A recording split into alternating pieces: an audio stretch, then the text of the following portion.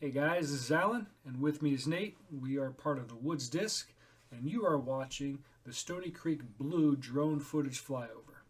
Nate, what do we have going on? Hawks, we have the Provision Financial Open coming up, commonly known as the PFO. Emphasis on the provision of financial part. We are super fortunate to be partnering with Provision Financial. They have graciously sponsored this event and ultimately made this event what it is. So we're super excited about the event. It's coming up soon. And so, yeah, super excited about it. All right, so you're talking about an event. So it's a disc golf event. Tell me more about it. Yeah, so Provision Financial Open, PFO, is, I like to characterize it as the umbrella. We have two independent events, one Saturday, one Sunday, going on. Each event you play blue and green one time.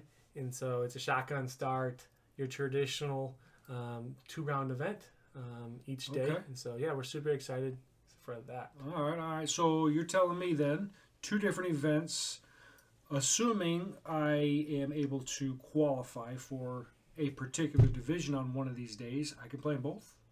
Hawks, when you phrase it like that, you get me excited. All right. Because I never thought of it that way. I tell you what, I would caution people because if you're not prepared to have that much fun, you may overheat. And I don't want anyone who can't handle that much fun to not know what they're getting into. And so that's the only cautionary tale I would just leave a disclaimer there, if you will. Okay. All right. If you can handle the fun, join it. All right. No, I appreciate that. So you're talking PFO as a sponsor. So I'm an amateur. What does that mean for me playing in these events? Hawks, that's a great question. I kind of alluded to it earlier when I said sponsorship. They have graciously sponsored us with $3,000 worth of payout funds. Wow. And so that goes to both amateurs and pros. Basically, the emphasis is, the disclaimer I would give is that you may need to take 2 trips to the car with all the plastic you will be carrying. Holy smokes. That's the only disclaimer I would give. If you're not okay with that, this probably isn't the event for you. Oh, all right. I mean, all right. That sounds fantastic. I'm a big fan of getting the plastic. No, yeah.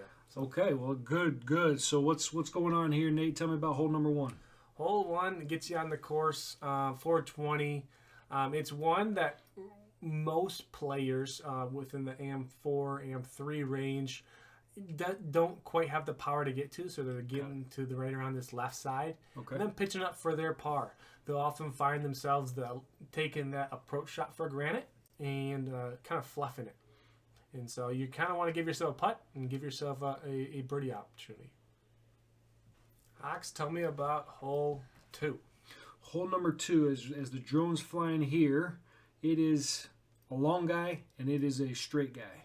So I know it sounds silly. There's obviously obstacles in the way, but the objective here is this little skinny guy off here to the left. If you can land in front of it in the middle, you're in prime scoring position. Now, the second shot, depending on the wind, that's what I found out, is either super simple or you're in trouble. Now, slight slope as is traditional at Stony Creek off to the right here a little bit, but it's a straightforward shot. Throw straight, tap in. Yeah. All right, hole 3, Nate, what's up? Hole 3, it's one that the big arms need to get. But as soon as you lose that power, you ultimately are sacrificing that birdie. And so it feels like a must get for the big arms, but once you drop in power, it feels like a must get par for the other divisions. You realistically, the majority of the field's going to land right here, and then they're going to jump putt underneath the basket, drop in. Fairly simple hole, but those top divisions, it feels like a must get. Yeah, it's a simple hole for us small arms. Yep. So hole 4, tell me about it. Yeah, hole 4, another Stony Creek, depending on what you're playing, par 4. Throw straight, land in the landing zone, chip up, drop in. So The traditional route here is as the drone flies, you throw straight and let the disc do the work. Don't err off trying to get tons of distance and find yourself off in the trees to the right. Don't try to cut one left. It's nasty. Land short, throw up a 150-footer, and tap in. That's how you do it. Seems simple enough. Seems simple. So, hole 5, what's up? Hole 5, one that you feel like you have to get. You got two options here. You can go left side, right side. The green is a little tricky. And so traditionally, most people give themselves at least a putt, but whether they can capitalize on it is kind of in question. Yeah. It's kind of a fast green, like you've been alluding to. Yeah. You simply just want to give yourself an opportunity. It's basically what I'm saying. I like that. I usually try the left route. But hole 6. Tell me about it. Hole 6. Again, we're talking a par 4. So out here, Stony, throw straight. Seems like that's what we say all the time. Throw straight, you got these 2 pines. If you can pass through these 2 pines in the middle, it just gets easier and easier the closer you get, because you'll see in the darkness up there, the ceiling gets lower and lower. Yes, there's some gaps up to the right and off to the left, but the closer you get to this big green tree, the easier it is just to slide, a slower disc up here to the basket and let the groundwork play for you. It's not hard unless you find yourself biting off too much, hitting one of those trees, getting awkward lie. And distance is king on this hole. It's true. All right, hole 7. Hole 7, ultimately one of the must-get holes on this course. Agree. It's one of those holes that is deceiving in the fact that most guys try to, overcompensate and try to get to this right side, try to pin it. Where I find the most success comes from is people who just know how to throw straight and can get their disc to land flat. Yeah. Ultimately, you find your error is off to that right and get yourself in trouble. Hole 8. Ooh, hole 8. This one's a tough hole, both from the longs and the shorts, regardless of what you're playing. So from the longs here, you want to throw straight. You'll see the basket is just a straight shot. Now, oftentimes you'll find a slower speed, 5, 6, 7 speed. Landing up here is a good zone. The fun part is you can go up and over. You can try to hit this gap to the right. You can try to finagle something off to the, snake a disc out here to the right and let it fade in. It's a tough hole. Good technical term, too. Very. So you find yourself in trouble as it is thick, stony foliage getting off the fairway. Strokes on folks when you can keep it in the fairway. Yeah, and you keep it in the fairway and just get a 4, you're in business. 3, well, that's huge, but play for the 4 just to be safe. That's good golf. And that you have to make the decision mid-hole whether you're going to play good golf or not. Right? Yeah, exactly. That's the tough part. All right, so here we are on hole 9, Nate. Hole 9 is one that can be elusive. If you commit to your shot, you'll do well. If you kind of fluff it or you don't commit to your shot, you're going to struggle. Ultimately, you got to hit this right gap hard and allow your disc to kind of flip up a little bit, but give it a chance to come left at the end. You really have to dial in the latter third of your flight to give yourself a shot, because that right side of the fairway at the end gets congested. Absolutely. And yeah, absolutely.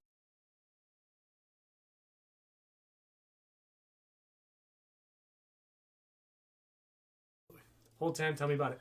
Yeah, hole 10, we're going to have a couple of different lines of footage just because the short and the long tees are so different. So we're coming from the long tee. The short will come off to the right. Again, I'll show you the footage.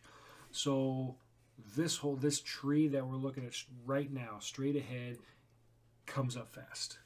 You throw into that tree oftentimes if you throw too straight. The ideal shot, throw the pushing hyzer, but you got to cut in front of that and you got to play for a big skip. I've never seen this hole part. You're going to have to settle for a little bit of a longer putt. Us mere mortals. Fair. We've heard stories of it being parked, but they're just stories. Yeah, it's all rumors. Stories, rumors, all the same. So now here is footage from the short tee pad. As you can see here, it's a much more reasonable shot in that here you're going to shape something off to the right a little bit and let it finish under these branches to the left, and now you're putting. parking, this is way more realistic. Where I see the most error happening is off the tee. Guys throw with that nose up and get themselves in trouble because of that hump and don't know how to dial in their disc. Yeah, tell us, Nate. Hole 11. You got 2 tee pads. Going from the long at the moment. This is one that is kind of deceiving. It says 419, but the latter third of this hole is very much downhill. And so you can slide one down to the basket relatively easily. It's one from the short that you want to get. It's definitely one that you should be getting. But the green is very fast, so you'll often see guys get themselves in trouble on the green. Yeah, sliding away.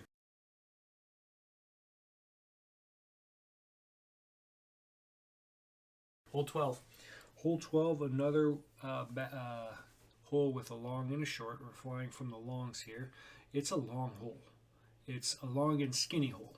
So you need to throw straight and then let the disc finish to the right a little bit. And then oftentimes I see it coming up short because it is a slight grade up here. The short tee pad's off to the left, kind of throwing straight at it. This tree gets in the way. That right tree? Just gets in the way. It's a big guy, catches a lot of stuff. It's not comfortable in there.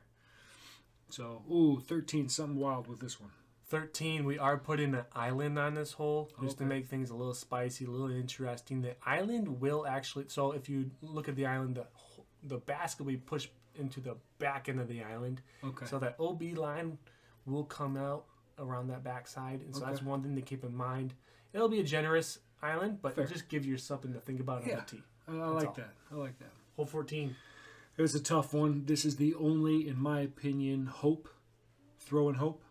So some people throw big and sweeping in hyzer, some try a forehand, but ultimately you want to land in this green straight ahead. Obviously, if you can push, I do see some people push up in this tree and let it just fall down and work. You're still outside of the circle, but that's obviously a doable putt. Everything around the green is open.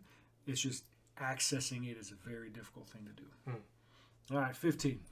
15, another one of those holes that has a long and short. From the longs, it feels pretty straightforward. You kind of want to just dump something off to the left, give yourself an open approach. From the shorts, it is very much a sidearm dominant hole. You kind of want to have a lot of control on where your disc is finishing at the end to give yourself an inside the circle putt. It's very technical.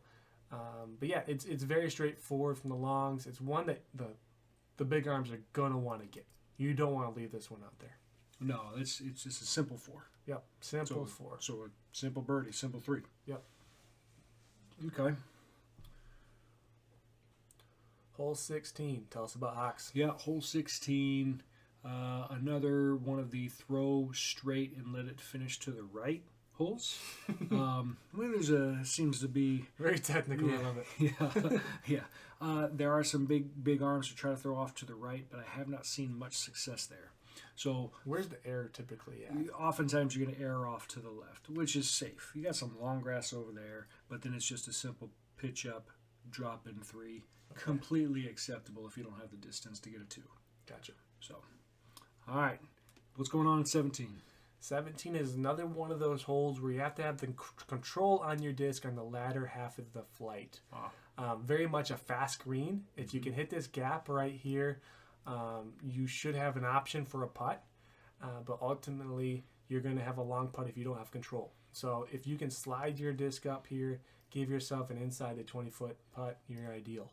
Okay, yeah, I can see right there. The grade slopes away. Yep. That makes it tough. All right, 18. Tell us about it. Hole 18, the finisher. Up and to the right. It's a short guy. Oftentimes you'll find people throwing 5 speeds, 4 speeds, your zone, Buzz OS, those kinds of discs for the Discraft people. Some a little bit faster rim. So you're saying forehand? On the forehand line. Correct. Throwing straight and letting the disc do the work, skipping it up. Oftentimes you can end up behind the basket. That's fine. It's a simple putt off to the back, not to the left. So Nate, we're done. Friends, thank you for watching. Nate, you got any final words for us? Yeah, do all those YouTube things, like, subscribe, hit that notification bell. Hope to see you guys out there. Super excited for the event coming up. Yeah, hope to see you guys out there. Peace. See ya.